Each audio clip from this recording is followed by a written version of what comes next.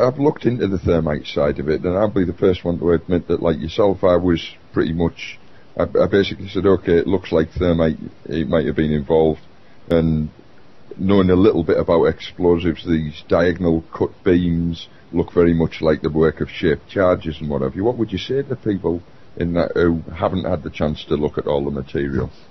You're going to take out a saw and cut down the building? Well, yeah, it doesn't make sense, does it? But yeah. But if you were able to cut through the building, how you bust up the building is you cut it off its foundation and slam it to the ground. There's no seismic signal that indicates it was slammed to the ground.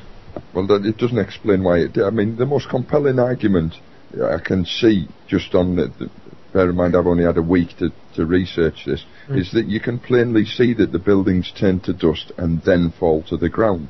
Now, if you demolish a building, you can watch 1,000 of them on YouTube.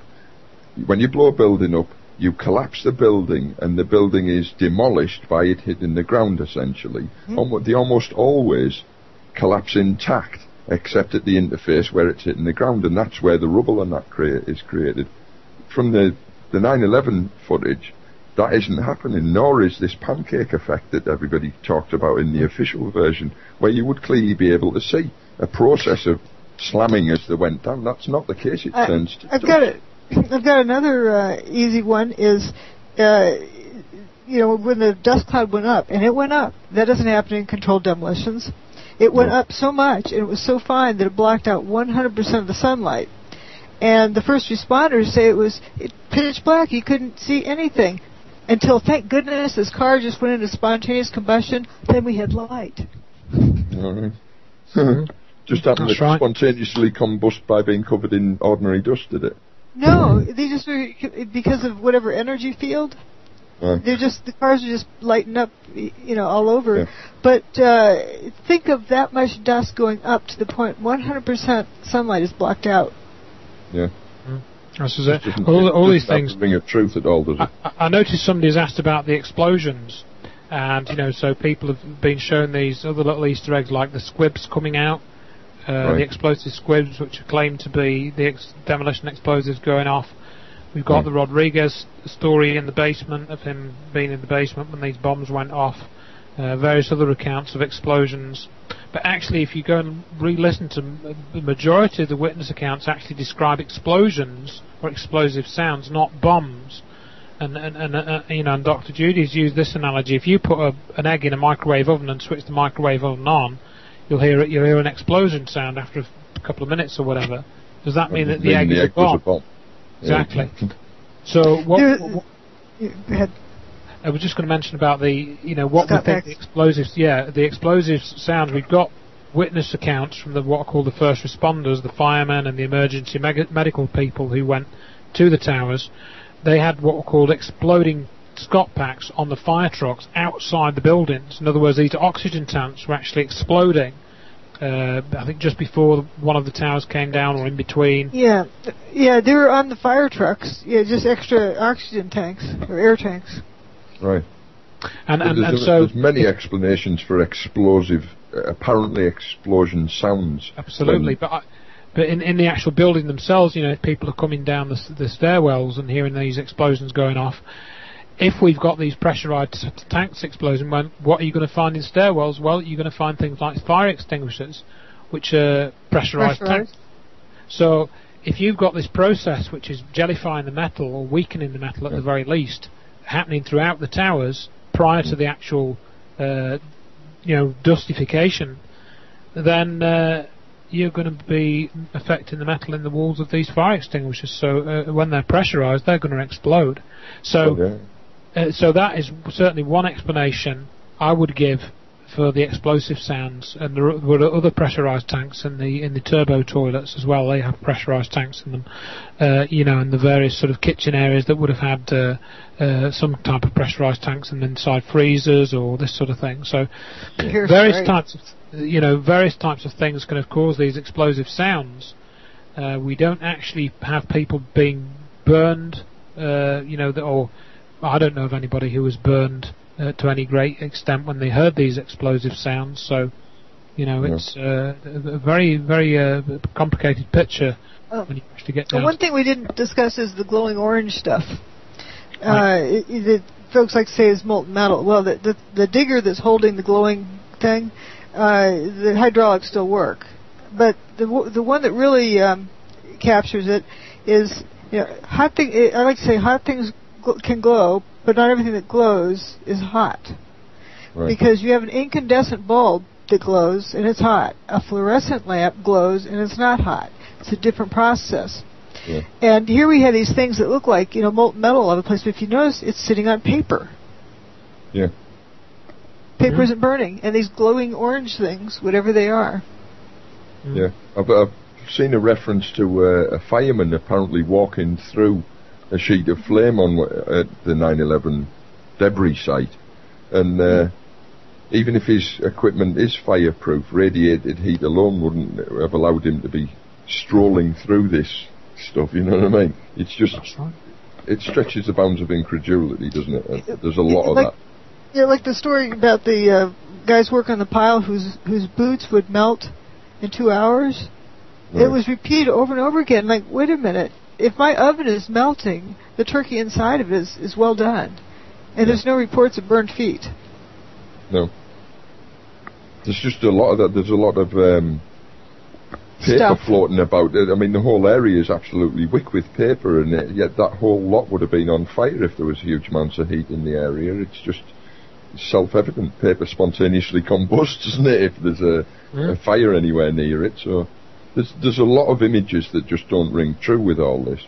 I know some of our listeners were asking earlier on about the wider questions about all this, particularly in relation to if this was an energy weapon, that opens the door on free energy science and whatnot. Where do you think that's going, and where do you think we're going in terms of this technology and the weapons that they're obviously making out of it? Well, I'll start first. I encourage people to look at my website.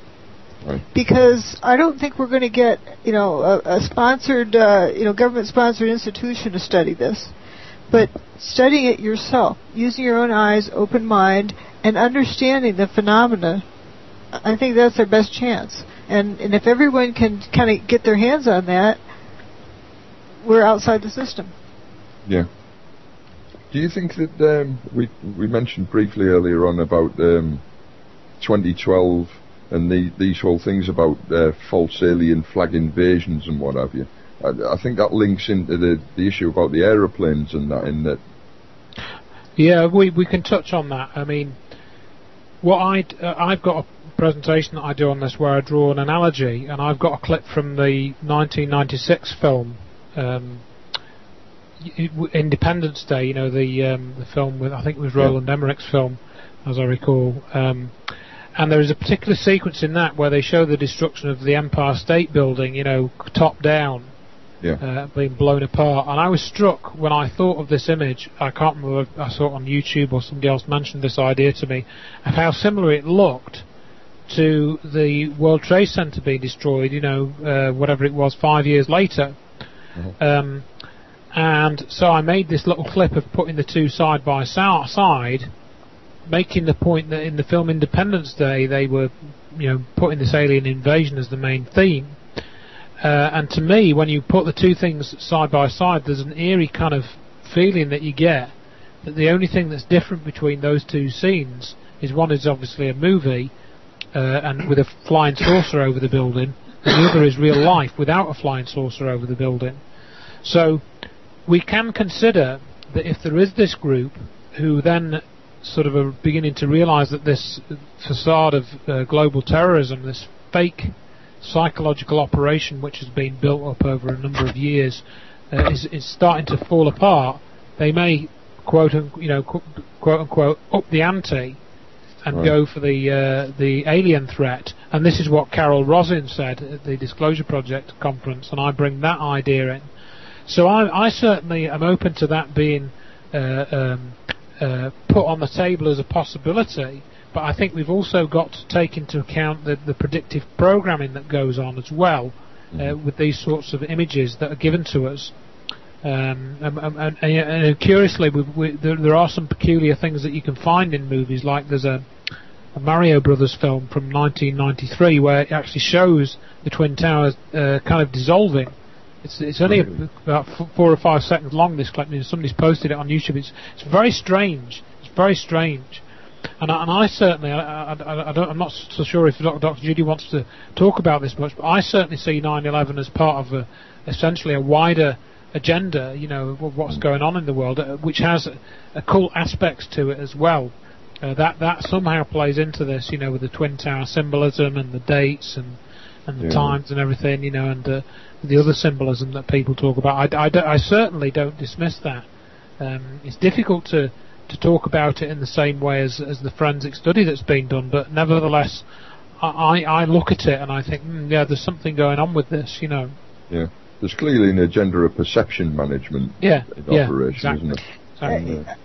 It also seems like when I came out with what I thought happened, and I was very suppressed, trampled on, and whatnot, and then gradually leak out different things at different times. Like when the Supreme Court denied my case, the next day or the day after was when the you remember that ABC News Freedom of Information request releases all new photos. Yeah, those were the photos that were in my legal case. Yeah, there was a report on ABC around about the time of the ruling on the case, which said that these new 9/11 pictures have been discovered in an archive or something, or were being released. They were Freedom of Information request. Right, okay, it was a Freedom of Information request. Yeah, these were all the same pictures that have been on Dr. Judy's website for about 3-4 years or something. So since 2005, I guess. Yeah. So it was all a bit weird, and we were just kind of sort of stroking our chins over this one, as to what was going on. And this big hoopla. I think they want to control the timing. Okay, now it's okay to look at these pictures. Before it wasn't.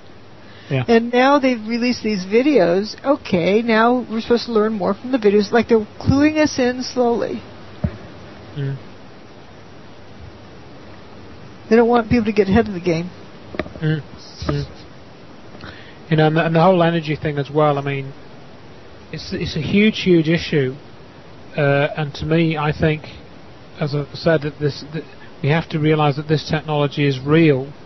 It's not a debate. It's not a theory. It's real. You can prove it from the available evidence. Uh-huh. Therefore, we have to identify what group is responsible for 9/11. Is it an international group? Does it have connections into these Zionist movements? I don't know, but it's certainly something that. Pardon? ARA knows. And exactly. if that case had gone forward, we would have gotten them under oath. Yeah, exactly. We can certainly prove the connection, not to those who did it, but those who covered it up. And you would think that because people like ARA are actively covering this up, they probably have some kind of connection to those people who did it. So we've at least got a thread we can pull, in future to try and find out more about that. I mean, I think one thing we're going to touch on earlier was the potential of using this weapon again. And back in 2007. I'd heard a lecture by Stephen E. Jones in where was it? Was it in Seattle, Judy? Vancouver. Jones, Vancouver. Wasn't it? Yeah, that's right, Vancouver. And we'd had Stephen E. Jones saying, "Oh well, we're just putting a warning out here, that if there's a nuclear attack, somewhere in an American city, we're not going to name it." And Deagle said, "Oh, it was going to be Seattle. It had been pre-wired with nukes." And Steve Jones says, "Well, we know, there's 9/11 truthers out there, and we know that if this happens, we're going to get people to go in and collect a dust sample, and then they'll send it to us, and we'll test it for you." And he was basically proposing that people from the 9/11 truth movement, whatever that is, should go into this city that had been nuked to get a dust sample so that they could send it to him to test. And they would irradiate. Selfless of him. Yeah, exactly. But also around the same time, we had Michael Chertoff claiming that he knew that Al-Qaeda had now got nukes and they were going to use them on American soil. And so Judy and I were putting two and two together and